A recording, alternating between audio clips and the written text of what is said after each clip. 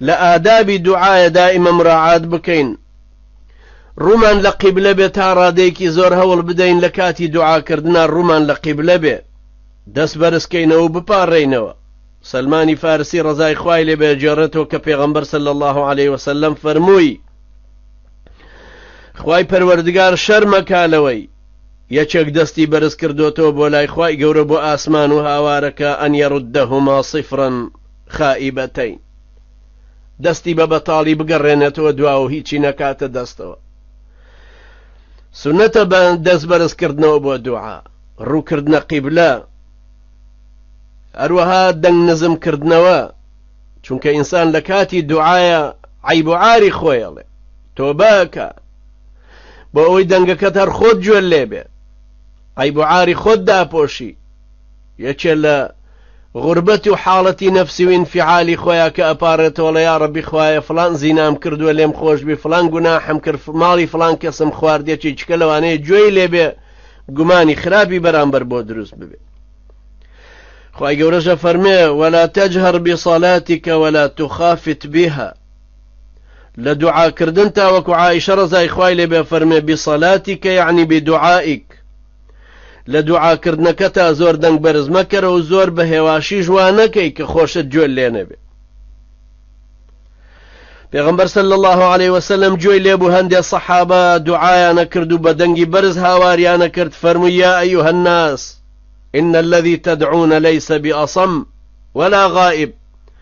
ئەو کەسەی کە ئێوە هاواریەکەنێوە لێ پارڕێنەوە دوعاکەن بۆی ئەو کەسە کەڕ نییە دووریش نییە لێتانەوە هەتاکو گوێی لە دەنگتان نەبێ هەروەها لە ئادابی دوعایە کە ئینسانی مسلمان پەلە نەکا لە قبوڵبوونی دوعای سزا نەکا لە کەسوکاری خۆی دوعایەکیش نەکا کە لە ڕووی شەرعی و عەقلیەوە قابلی قبوڵ نییە یەکێک دانیشێ و دوعا بکە ئەو خۆڵەی بەردەستی بۆ ببێ بە پارە و پول یەکێ هیچ ئەسبابێکی وەرنەگرتو و دوعا بکە خوای گەورە فڵان کاری بۆ جێبەجێ بکە یەکێ نەخوێنەوارە و دوعا بکە خوا بیکا بە دکتۆر یەکێکی کە هیچ شتێکی نەکردو دانیشتۆ لە کوردستانە و تەمەنا بکە خوا بیگەێنێتە وڵاتانە و ئیقامە و جنسێ و جەوازی دەستکەوێت ئەمانەش ئاخر شتێکی من نامەعقولن ئینسان دانیشە و دوعای ئاوا بکە دوعاکانت بە شێوەیەک بکە کە خۆت ڕوود بێ لە ناو خەڵکی شابیڵیتەوە پاشان دوعاکان لە ئادابیان وایە کە ئینسان بە خوشوعەوە بیکە بە ملکەچیەوە بیکە چونکە دوعایەوە پارڕێتەوە خوای گەورە فەرمێ ودعوا ربكم تضرعا وخفيا يعني فرمي إنهم كانوا يسارعون في الخيرات ويدعوننا رغبا ورهبا وكانوا لنا خاشعين بس يو بياو چاکاناکە کە بەردەوام دوعایانە کرد و خێرا خۆیانە کوتاب بۆ خێرکردن بۆ چاکەکردن پاشان خوای گەورە مەدحیانەکە فەرمێ لە تاوان و لە حەزا و لە ترسیشا ئەپاڕانەوە وكانوا لنا خاشعين ملکەچ بوون گوێڕایەڵ بوون خۆیان تەسلیم بە دینەکەی خوای گەورە کردبوو ئەمە شێوەیەکە لە ئادابی دوعاکردن شتێکە ضروریە کە ئینسانی مسلمان هەست پێ بکە لە ئادابی دوعاکردنە ئینسانی مسلمان دوعاکان تکرار کاتەوە سێ جاریان تکرار کاتەوە ابن مسعود فەرموو إذا دعا ثلاثا کە دوعایە کرد دوعاکانی سێ جار تکرارە کردەوە پێغەمبەری نازدار عليه الصلاة والسلام هروها پیغمبری نازدار عليه الصلاة والسلام أي فرمو إذا سأل أحدكم فليكثر فإنما يسأل ربه اگر یەکێکتان داوای کرد و پاڕایەوە و دوعای کرد با زۆر داواکە زۆر بپاڕێتەوە ئەو داوا لە خوای گەورەکە لە پەروەردگاری خۆی پاڕێتەوە لە ئادابی دوعایە دیسان لە سەرەتاوە الحەمدولله بکەی سەڵات و سەلام لە پێغەمبەری نازدار عليه الصلاة والسلام دوعاکە دوا دەست پێ بکە بسم الله الرحمن الرحيم الحمد لله رب العالمين والصلاة والسلام على رسوله الأمين ئاوا دەست پێ بکە لە ئەخیری دوعاکەشا بڵێ وصلى الله على محمد وعلى آله وصحبه وسلم تسليما بەم شێوەیە دوعاکانت ڕابێ لەسەرەوەی کە دوعا بکەی چونکە عومەری کوڕی خەتاب ڕزای خوای لێبێ ئەی فەرموو گومانە بەم لەوەی کە دوعایەک گیرا ببێ کە سەڵەواتی تێدا لە پێغەمبەر صلی الله عليه وسلم نەکرابێ. دوعاکردن ضروریە و سەڵەواتدان لە پێغەمبەر صلی الله عليه وسلم بە هەمان شێوە ضروریە.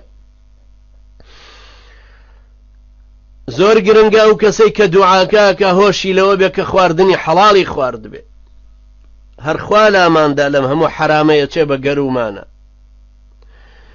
لەم زەمانە فاسیدەی کە ئێستا ئەم خەڵکە ئاواتیایە خراپ بووین هەمومان کە پێویستە دائیمە هۆشمان لەوە بێ نانی حەڵاڵ و کەم باشترە لە زیادەیە کە شوبهەی تیا بێت چ جای حرام. هەروەها ئەو کەسەی دوعاکەوەی دوعاکەی گیرا بێ ضروریە بزانێ مافی چێی لەسرە هەتاکو ئەو مافانە بگەڕێنێتەوە بۆ خەڵکی، چونکە ماف جێڕانەوە بۆ خەڵکی هۆیەکی سەرەکیە بۆ ئەوەی کە دوعاکەی لێ گیرا ببێ. لەو کاتانەی کە لە خێر و خۆشیایی هۆشت لەو ڕۆژانەش هەبێ کە لە ناخۆشیایی، ئەو وەختانەی لە ناخۆشیە دوعاکەی هاوارەبەی بۆ خوای گەورە، هۆشت لەوە بێ کە ڕۆژانێکی تریشت بەسەر برد خێر و خۆشی بوو ئاسوودەیی بڕوودنە ئەکردە خوای گەورە. ئەبوو دەردا سەحابی پێغەمبەری نازدار عليه الصلاة والسلام فەرمێ: ادعو الله في يوم سرائك لعله يستجيب لك في يوم ضرائك. لروجاني خير وخوشي وآسودي وبرفراوانيتا دعا بكو لخوا بپارێرەوە بۆ ئەوەی بەهاناتەوە بێ لەو ڕۆژانەی کە گرانی و ناڕەحەتیت بۆ پێشهاتووە. ابن مسعود ڕەزای خوای لێبێ ئەی فەرموو: خوای گەورە دوعایەک قبوڵەکە کە لە بێژنگ درابێ. خوای گەورە دوعایەک قبوڵ ناکە کە یەکێک بۆ ڕیابازی دەنگی بەرز کردوتەوە دوعاکە. إن الله تعالى لا يقبل من مسمع ولا مراء ولا لاعب ولا لاه إلا من دعا ثبت القلب. خواهی پروردگار دعایەکی قبول ناکە کە بۆ ڕیابازی دوعا بکە، کە بۆ ئەوە خەڵک بیڵێتەوە، یان بۆ ئەوەی بکە هۆشی لە دوعاکە نییە و خۆی فکری مەشغوڵە بە شتێکی کەوە دوعاکەکە. خوای گەورە دوعایەکێک گیراکە بە هۆش و دڵ ئاگای لە دوعاکانی بێکە ئەیکە، لە ئاهو نزولەی خۆیەوە بێت و هانا ببا بۆ خوای گەورە و لێی بپارڕێتەوە. بەم شێوەیە خوای پەروەردگاریش دوعاکانی لێ قبوڵەکە. زۆر ضروریە دایمە هۆشمان لەوە بێ دوعاکانمان بە شێوەیەک بکەین کە ئادابی دوعاکردنی تیاوێ، بەڵکو خوای پەروەردگار بە ڕەحمەت و لوتفی خۆی لێمان قبوڵەکە.